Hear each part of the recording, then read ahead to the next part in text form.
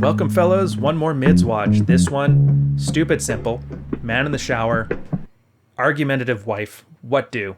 Turns out, for such a small example of a guy in a fitness test,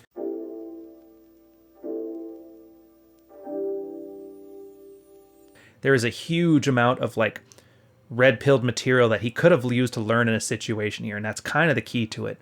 There's no giant red-pilled battle between good and evil or any nonsense like that. It's just small situations, a bunch of disparate concepts, and then you applying them in your relationship almost instinctively. I know everybody watches the giant Rolo live streams where he talks about he doesn't have to game his wife anymore. He is the game. And a lot of people take that, it's got some theatrics to it. It's it's super, he's some super chat alpha. It's no, after a while, you instinctively know how to do this stuff.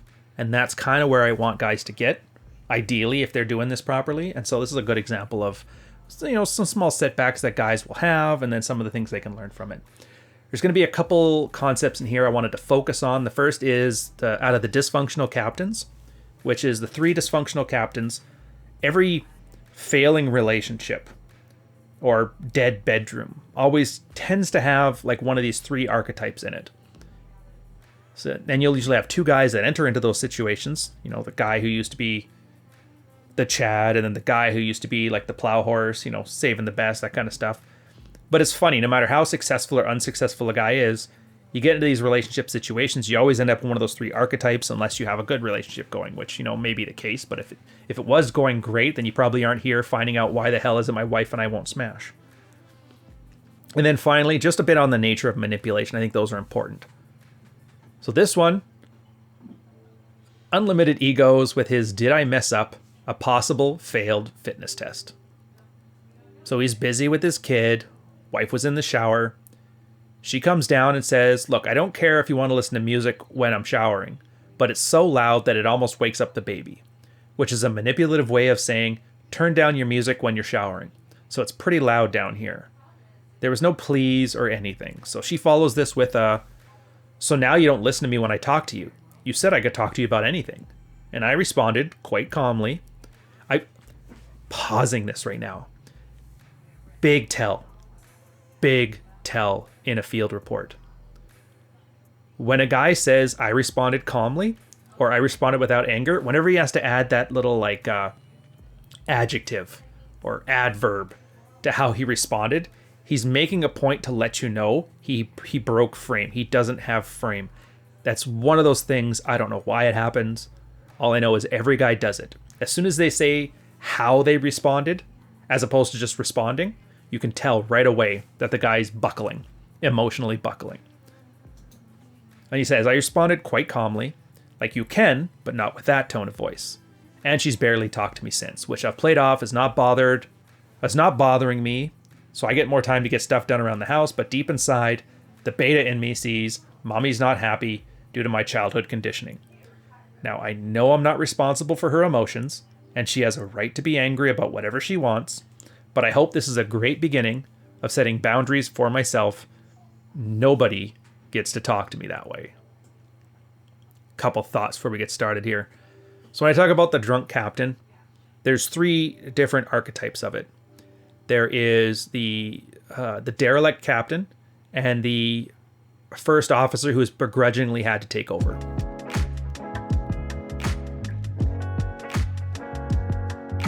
That's a guy who just got, lazy and doesn't provide any value to the relationship. Eventually, the relationship will break down. It's a standard. Briffault's law. In a relationship, it's the female of the species, not the male, that defines the terms of it. When there's no benefit for the female, there's no relationship. And everybody thinks that's some MGTOW talking points. Oh, that just means girls only want you for money. It's not necessarily true. Girls want guys for a lot of things, and I think it's a perfectly reasonable expectation. What do you think a girl wants in a relationship? Nothing? She's just so horny she has to be there for the rest of her life? It's she's a human being, and human beings respond to incentives, and you just have to be aware of that. Second one is the plow horse captain with his constantly complaining passenger. Nothing is ever good enough, and he's trying his best to make her happy, and he's just failing on all fronts. And it's kind of where this guy's going. The third type is the captain and her husband, and that's the kind of girl that from childhood trauma or whatever reason, doesn't want a guy who's in charge. She wants a floor mat, something to feel safe around. Those guys, when they get their act together and start having fulfilling lives, they end up kind of destroying their marriages from it. But at that point, it's not the kind of one they want anyway. So having said that, keeping those in mind, I'm gonna move on. Again, quoting Jack 10 again, because he's next to, I can't tell between him and me which ones were the more prolific posters within the Married Red Pill. Like it's neck and neck. Between the two of us, there's probably 1 million words on that subreddit about all kinds of things. So he addresses the thing where the guy's talking about, you know, treating his wife's emotions, walking on eggshells, whatever reference you got. He goes, I don't think it's this. It's probably that she had a legitimate issue, acted testy and unpleasant when she brought it up, and got exasperated that you arbitrarily started playing tone police, which is pretty fucking annoying.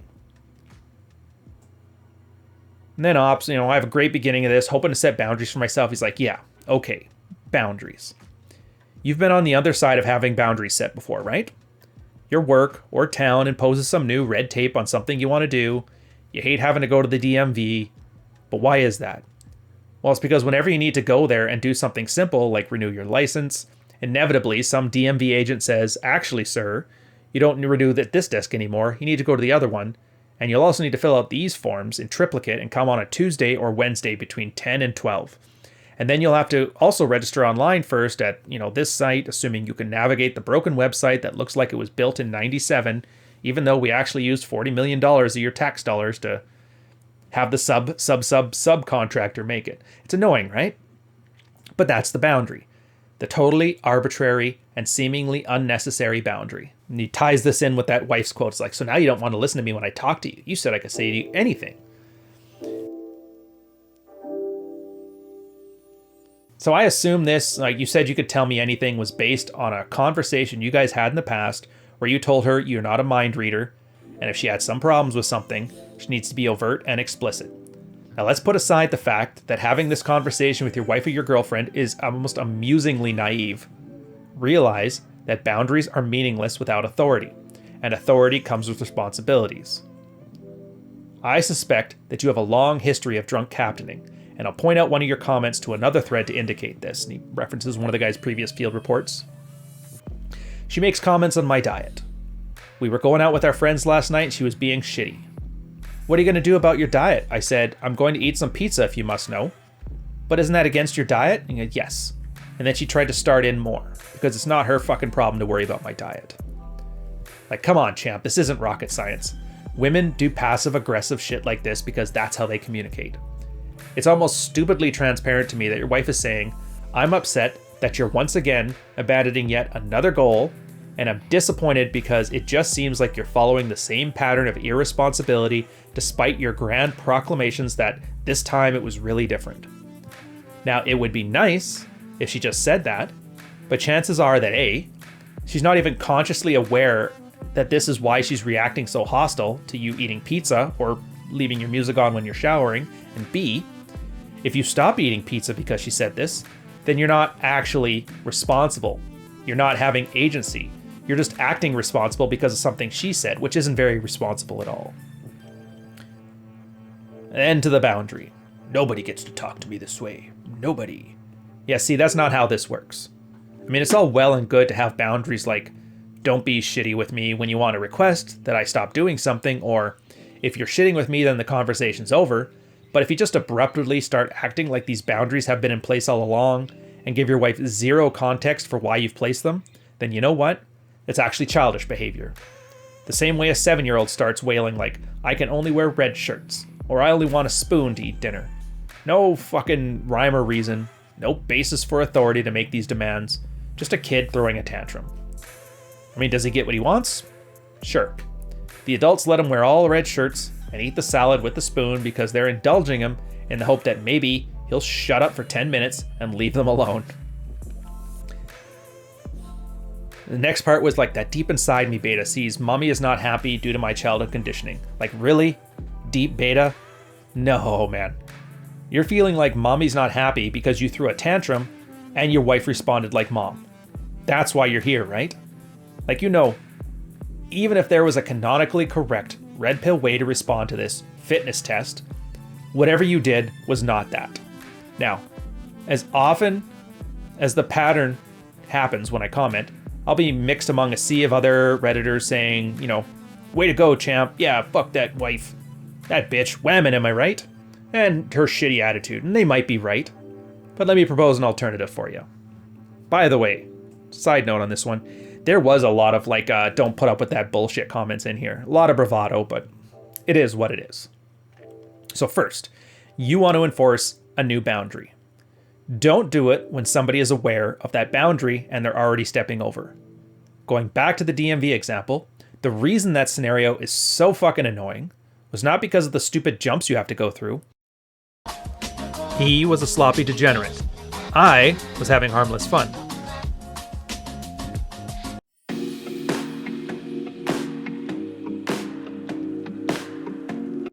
But because they only told you about the jumps when you had jumped through some other hoops. So in this case, maybe just an arch of an eyebrow and say, you know, you okay? Your wife will become exasperated and say, what the hell? Am I okay? Yeah, I'm okay. Well, I would be if you keep the music down when you shower. Then you say, you know, you seem pretty upset about this. I'm going to take out the trash, so hold that thought. You go, take out the trash. Your wife gets to collect her thoughts a bit. And then when you return, her tone will be less shitty. She'll say, look, I'm upset because I like you to feel things or like you to do things. And I like you to not forget that we have a baby that's trying to sleep. It's just taxing to remind you to be considerate about that every day. Now this here is fogging. Straight out of When I Say No, I Feel Guilty. And this is why it works. You peel away the layers of the shit test onion and figure out why she's being shitty and respond accordingly. In his example, as expected, she thinks that you're just a drunk captain. Now maybe you've actually been good captain and you push back and say, yeah, I don't think that's very fair. That's why I keep telling you to stop breastfeeding. Our kid is almost 1, and at this point it's just, you know, screwing up your sleep and causing you to be pretty short-tempered. If you've been good captaining, your suggestion should be seen on its merits, or maybe you end up sidebarring into a completely separate conversation about weaning off of breastfeeding and your wife thanks you for being so calm and putting up with her craziness. But if you've been drunk captaining, then you have absolutely no authority to do any of this. Your wife doesn't see you as leading the household, so she's not particularly going to care or respect whatever voice tones that you demand.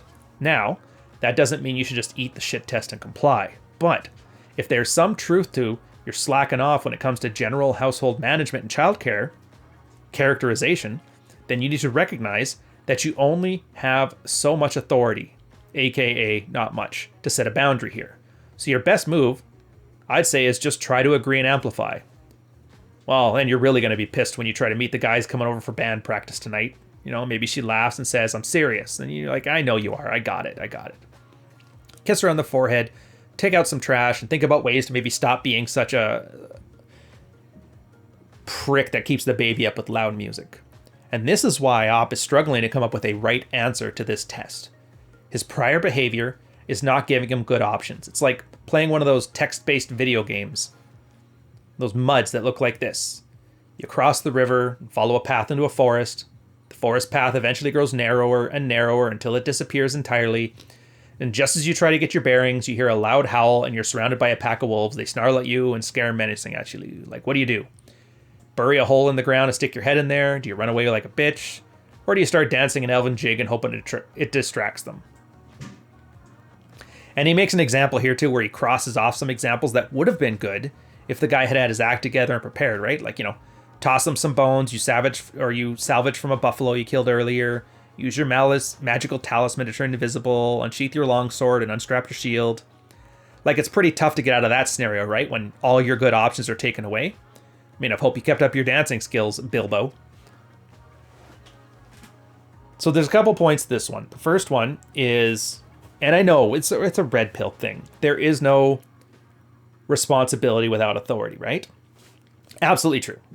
Whoever wants to dissolve the marriage can dissolve it. Divorce law caters to the one who does the least amount of work. So if you're living in a male-dominated paradigm where the man works and the girl provides kids at home, all you're doing is telling the courts is that if she's bored and wants to leave me,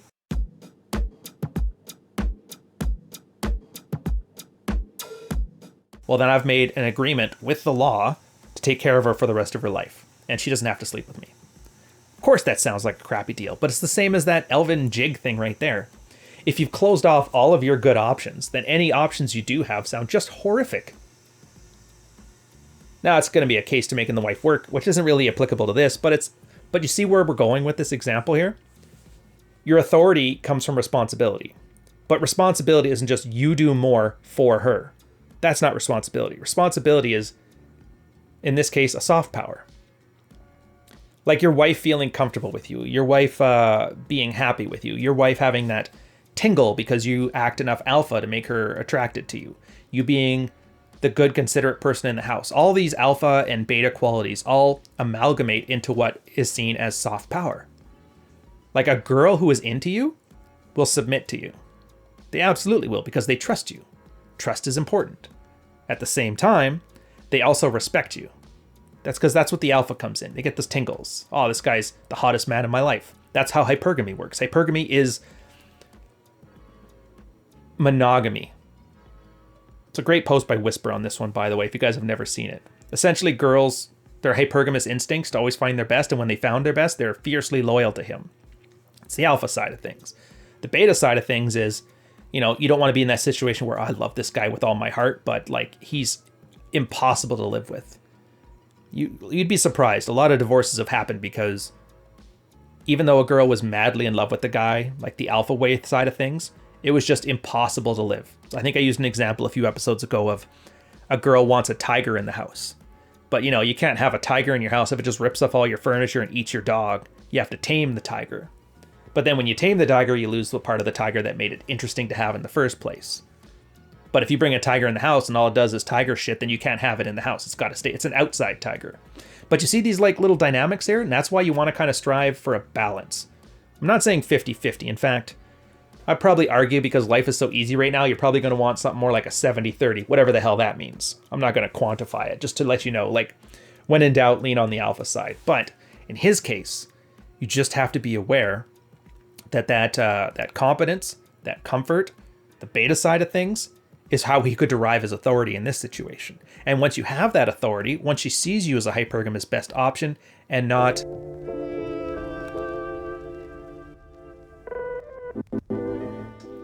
that tiger that's ripping shit up in the house, then you can set boundaries like this. Don't come at me with this shit. You can cock an eyebrow and say, shut up, and she'll actually shut up. Because that trust has already been established. And there's no authority from that. It's strictly voluntary authority. And everybody's blabbing on about genuine desire, even though I don't agree the term exists. But this is about as close as you're going to get to genuine desire. Somebody deferring to you because they want to. That's true leadership. And there's not a law in the land. There is not a divorce law that's on the books that you can remove. Nothing that'll get you that. Only your own two hands, your balls, and a little bit of action on your part. So to end this, I'm going to do it on the male hamster and manipulation. So the male hamster is funny. Like, do you see this guy? He's got all these weird ideas of what should work. Like, is this a shit test? Is this a fitness test? And you're like, no. Like, a lot of guys screw this one up. That's why I'm trying to lean towards calling it a fitness test now. A sexual fitness test as opposed to a shit test. Because guys think anytime a girl acts bitchy, it's a shit test. It's like, no. Girls do passive communication. That's what they do. So side eye, silent treatment, passive aggressive stuff, sarcasm, that's female conversation style. I'm not saying guys can't use it, but that's how women predominantly communicate. By the time they use direct communication, it's already done. It's too late. They're out of options. It's like a desperate play. It's like a Hail Mary. So by sitting here saying, I don't want you to talk to me like a woman is a boundary, that shows your hamster's running in overdrive. I want this girl to act like a boy. Think of it like, remember that thing, I always say this one, Atlas, how Atlas didn't ask for a lighter load, but stronger shoulders. This is the case of Atlas asking for a lighter load. And that's how the male hamster work. We always just find a way to fandangle their women. I want you to act like a man for me, would you? No homo. Right, fair enough. And then the last point is manipulation. A lot of people will say, isn't this very manipulative? You have to act a certain way, do a certain thing. Your wife yells at you to get you to do. Like, this is all manipulation. It's bad. It's evil, right? And I'm here to say everything's manipulation. Anytime you do something, another person will respond to it. That's manipulative. If your wife is hungry, she says, I'm hungry. and then you jump up to go make dinner, she just manipulated you to it. Just because you want to make her happy. Not a bad thing. Maybe it's your turn to cook dinner. Maybe you're the cook of the house. Maybe you like cooking. Maybe you're already cooking something and it's very easy to make a second helping. Was the manipulation bad? Arguably no. Now, if it's that same situation and it's a girl that hasn't slept with you in 2 years and called you an asshole in front of your friends, maybe she can go fuck herself and go to Subway. That's fair too. But that's the point. Manipulation isn't good or bad. It's just a tool. And in her case, is it manipulative to say, look, stop playing the music so loud when the baby's trying to sleep? Yeah, it's manipulative. You're appealing to, like, aren't you a good father? But in this case, do you want your baby to sleep? Probably. So is it bad manipulation? Probably not. But that's the thing. Once you get these situations, instead of just thinking, I want a lighter load. I need you to come at me, but you only be nice and calm and sweet and speak your mind and never speak like a woman and never be passive aggressive. And then once you've made all these things, so you've made it super easy like a cheat code, then I'll address it. And a lot of guys think that's going to fix their problems. And on the off chance that somebody actually does that, actually accommodates all your stupid DMV laws, the simple form and triplicate, and they make it so it's a softball. You can hit it out of the park. What's the guy do? I guarantee you, these guys here who have not built their broader shoulders, learned how to deal with these things, learned how to use the green amplify or fogging in their situations, they're going to fuck that one up too. You're going to give them the most easy situation to get out of, and they will absolutely screw it up. If you don't believe me, I just did an episode where I talked about a guy going Rambo.